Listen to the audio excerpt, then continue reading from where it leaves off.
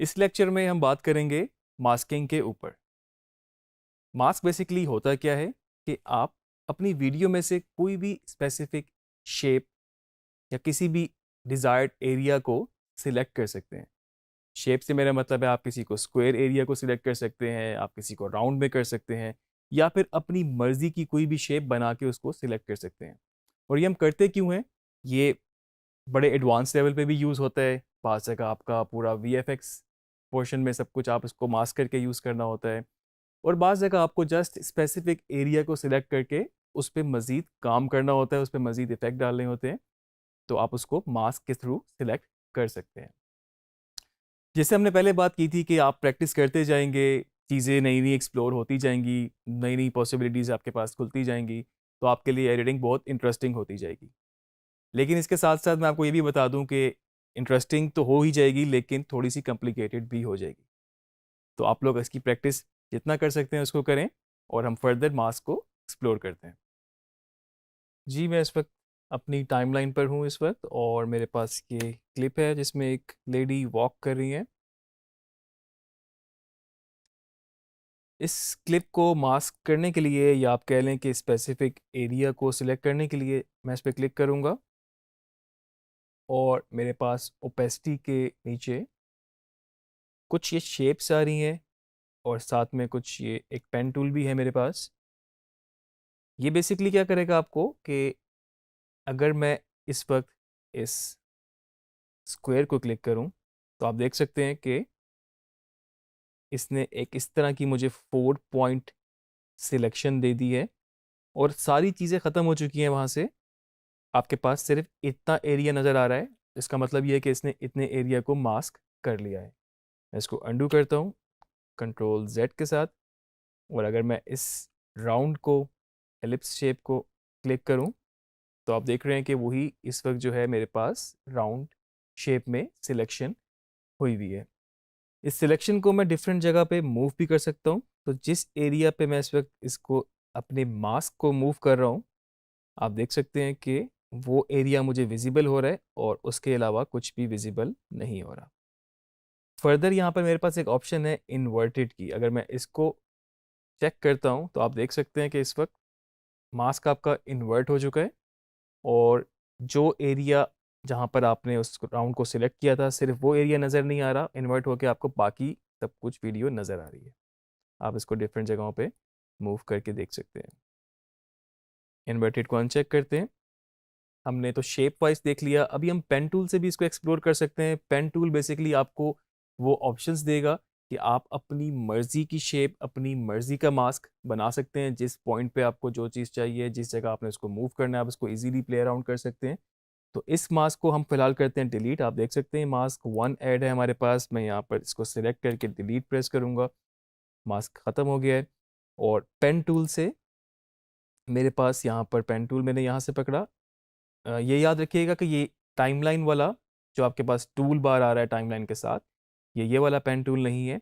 आपके पास ओपेसिटी के अंदर एक इसका अपना भी पेन टूल मौजूद है, और इस वक्त मैं जस्ट एक रैंडमली वीडियो को सिलेक्ट कर रहा हूँ। आप देख रहे हैं जहाँ जहाँ मैं क्लिक कर रहा हूँ, एक डॉट, एक पॉइंट ऐड होता जा रहा है। आप इसको अंडू कर सकते हैं अगर आपसे गलत डॉट क्लिक हो जाए, और दोबारा जिस डॉट से मैंने शुरू किया था, इनको सिलेक्ट करते हुए मैंने जब उस पर क्लिक किया अपने फाइनल डॉट पे, जो कि पहला सबसे डॉट था, तो इसने इसको क्लोज कर दिया, और मेरे पास एक अपनी मर्जी का मास्क बन चुका है। जी, जितने भी पॉइंट्स आपने ऐड किए थे, आप इसको मज़ीद भी चेंज कर सकते हैं। आप देखें जस्ट इनको मैंने पकड़ के सिर्फ इस तरह से मूव करना है, तो मैं इनको मज़ीद भी चेंज कर सकता हूँ। मैं ओवरऑल पूरे मास्क को इस तरह मूव कर सकता हूँ। इसको हम प्ले करते हैं। आप देख रहे हैं इस वक्त वीडियो आपकी प्ले हुई है, आपको कुछ भी नज़र नहीं आ रहा, लेकिन आपको सिर्फ जो एरिया आपने मास्क किया था वो आपको नज़र आ रहा है। मास्क की कुछ फर्दर ऑप्शंस भी हम देखते हैं। ये मास्क का पाथ है, अगर आप चाहें तो इसको भी की फ्रेम लगा के एनिमेट कर सकते हैं। हम आगे जाके देखेंगे कि इसको हम किस तरह से चेंज कर सकते हैं। फर्दर आपके पास आ रहा है मास्क का फेदर। इसका मतलब ये है कि आपने जितने भी पॉइंट्स को यहाँ पर अपने मास्क बनाया है, अगर आप इस फेदर को बढ़ाते जाएंगे, तो उसको वो थोड़ा सा सॉफ्ट करता जाएगा, और आप देख रहे हैं कि एजेस जो है वो इस वक्त स्मूथ हो चुके हैं, वो बिल्कुल उस तरह का हार्श नहीं है। इसको मैं अगर प्ले करता हूँ अभी, तो आप देख रहे हैं कि फेदर के साथ साथ वो एजेस को बिल्कुल सॉफ्ट और स्मूथ करता गया है।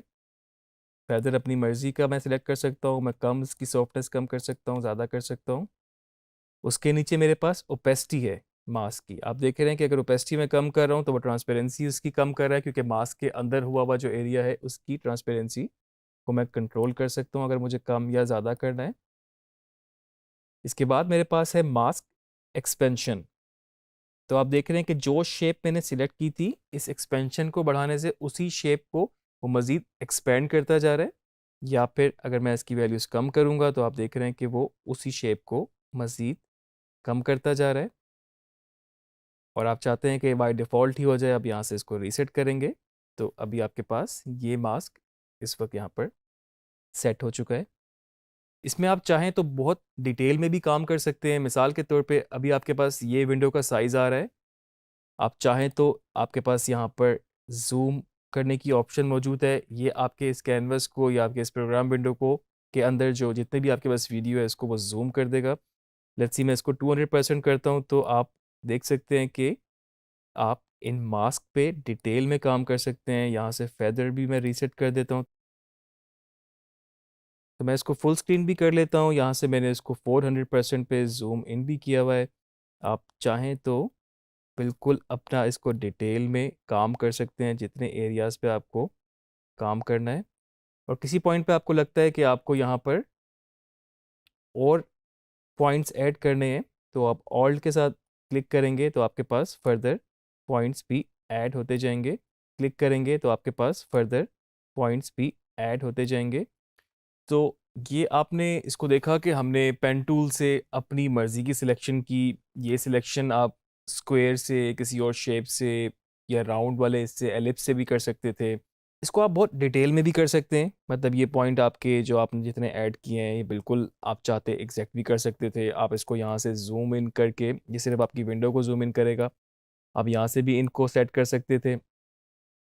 तो ये काफ़ी आपकी प्रैक्टिस पे, आपकी उस पे डिपेंड करता है कि आप कितना डिटेल में करना चाहते हैं, और मेन चीज़ ये है कि आपने अचीव क्या करना है। हो सकता है आपको सिर्फ इसी विंडो को, इसी वीडियो को आपने किसी लैपटॉप की स्क्रीन पे सेट करना था, या मे बी आपने किसी मोबाइल की स्क्रीन पे सेट करना था।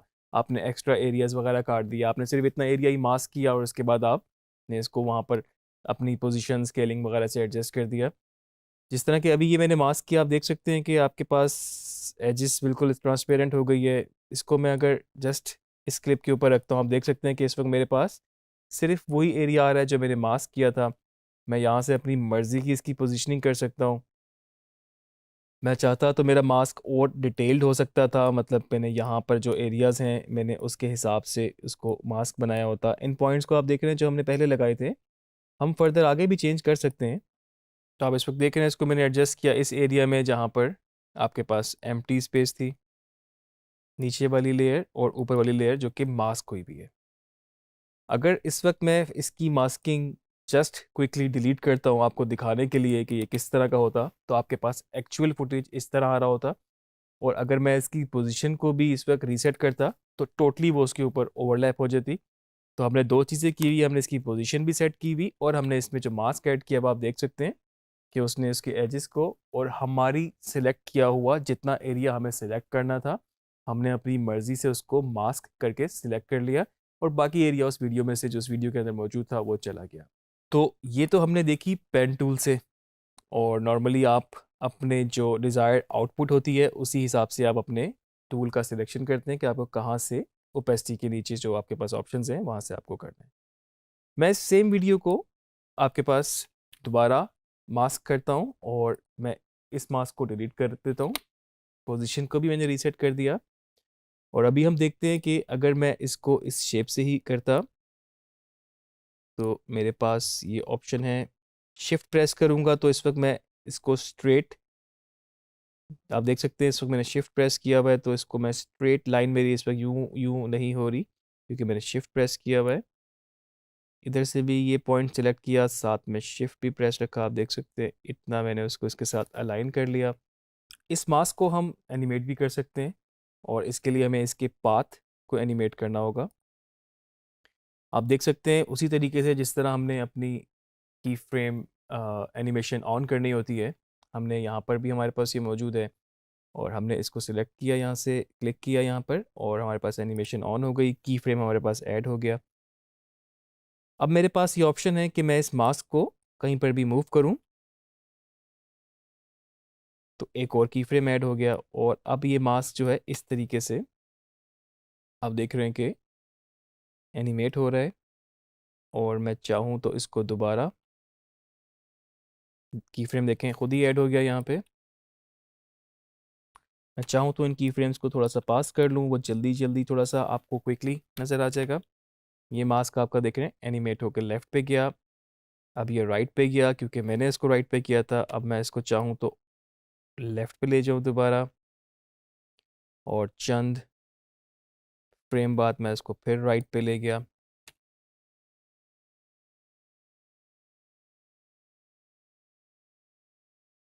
तो ये तो जस्ट मैंने इस वक्त बेसिक एनिमेशन यहाँ पे की है। आप इसको फ्रेम बाय फ्रेम भी कर सकते हैं क्योंकि मास्किंग में बहुत डिटेल में काम होता है।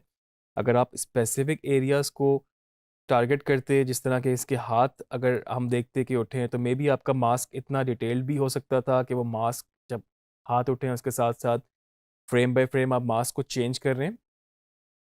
और अब मेरे पास एक इस क्लिप में से ये सिलेक्ट है और मैं चाहूँ तो इस पर कोई भी ऐसा इफेक्ट लगा लूँ जो मैं यहाँ पे प्रॉक एम्प लगाता हूँ और इधर से जाके मैं इसकी सैचुरेशन 0 कर देता हूँ। आप देख सकते हैं मैं इसकी ब्राइटनेस कंट्रास्ट सिर्फ उसी एरिया पे काम कर रहा है जो मास्क है, क्योंकि लेयर पूरी कर रहा है एग्जैक्टली तो, लेकिन हमारे पास मास्क है तो हमें इस वक्त नज़र नहीं आ रहा। अगर मैं चाहूँ तो इस सेम लेयर को डुप्लीकेट कर लूँ और मे बी मैं क्या करूँ कि इसमें पूरी इसके नीचे जो लेयर है वो एज इट इज़ रहे और ऊपर लेयर पे आपके पास मास्क और इफेक्ट अलग अलग लगे हुए हैं। मैं आपको करके दिखाता हूँ। ऑल्ट के साथ मैं इस लेयर को अगर ऊपर ड्रैग करूँगा और मैं यहाँ पर माउस छोड़ूंगा तो मेरे पास सेम क्लिप ऊपर डुप्लीकेट हो गया है, कॉपी हो गया है। नहीं तो इसका दूसरा तरीका ये भी हो सकता था कि मैं इसको कंट्रोल सी और यहाँ पर कंट्रोल शिफ्ट वी यूज़ करूँगा ताकि इसके ऊपर ओवरलैप ना हो और मैं इसको ऊपर एज इट इज़ सिंक कर दूंगा इसके साथ बिल्कुल। तो इस वक्त मेरे पास दोनों लेयर सेम है, सेम मास्क है। अगर मैं नीचे वाली लेयर को सिलेक्ट करूं, इधर से इसका मास्क डिलीट कर दूं, आप देख सकते हैं कि इस वक्त उसने इसको पूरा विजिबल हो गया यहाँ पर। और मे बी इधर से जाके क्योंकि इफेक्ट भी साथ कॉपी पेस्ट हुए थे, इसको मैंने डिलीट कर दिया। अब आप देख सकते हैं आपके पास सेम लेयर थी लेकिन नीचे वाली लेयर में आपके पास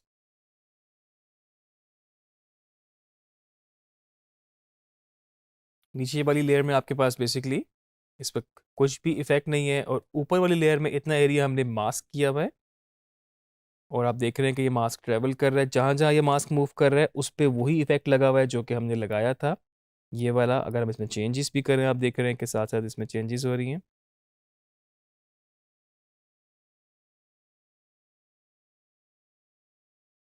अगर नीचे वाली लेयर को मैं इस वक्त ऑफ करूं और उसके लिए मैं इसको डिसेबल कर सकता हूं, राइट क्लिक करूंगा और एनेबल को अनचेक करूंगा, तो आप देख सकते हैं आपके पास ऊपर वाली लेयर सिर्फ इस वक्त चल रही है और उसमें हमने मास्क लगाया था।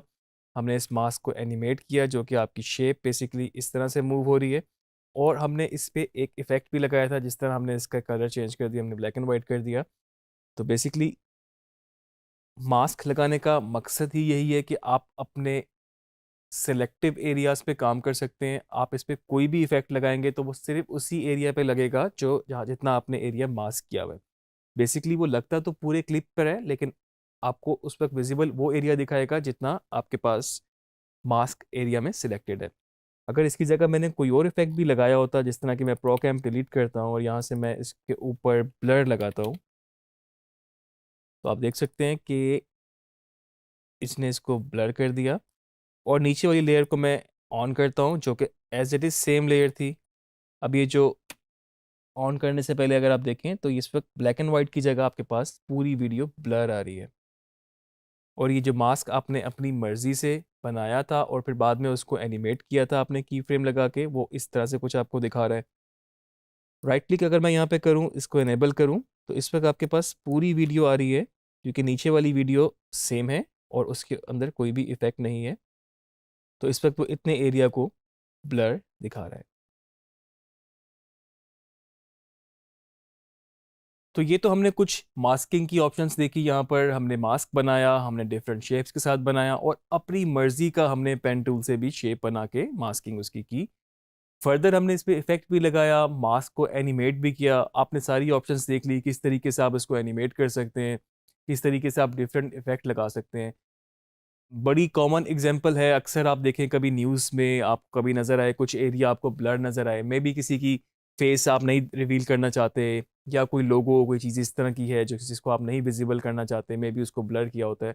तो वो एक्चुअली पूरी विंडो बेसिकली, पूरी स्क्रीन आपकी जो है ब्लर नहीं होती, वो स्पेसिफिक एक एरिया ही ब्लर आपको नज़र आएगा। और जिस तरह भी आपने सीखा, वो स्पेसिफिक एरिया इसी तरीके से होता है कि आपने उस एरिया को मास्क किया और फिर आपने उस पर वो इफेक्ट लगाया। मे बी अगर आपने ब्लर करना है तो आपने ब्लर का इफेक्ट लगाया और आपने इसी तरीके से उसको प्रोसेस किया आगे।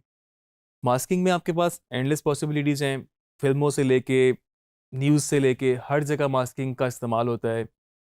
अक्सर कभी कोई इस शॉट में आपकी कोई चीज़ एडिशनल आ जाए, कोई पैच नज़र आ जाए, या कोई चीज़ आपको ब्लर करनी है या आपको कुछ उसको फर्दर चेंजेस करनी है, तो आप उस स्पेसिफिक एरियाज पे सिर्फ मास्क बनाकर ही उस पर काम कर सकते हैं।